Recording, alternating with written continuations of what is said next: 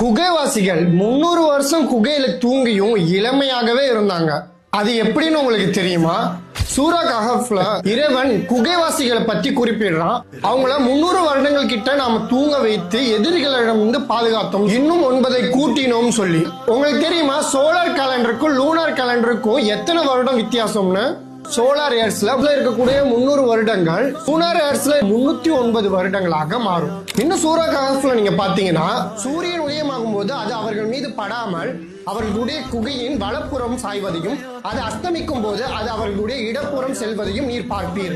அதில் அவர்கள் ஒரு விசாலமான இடத்தில் இருக்கின்றனர்.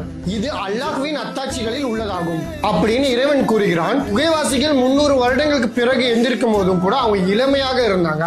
இப்ப ரீசன்ட் ஸ்டடீஸ்ல சொல்றாங்க that it will age much faster. Damage that happened through the sun. நாம சீக்கிரம் வயசாகிறதுக்கு 90% காரணமானது வெயிலோட யூவி ரேஸ்னாலதான்.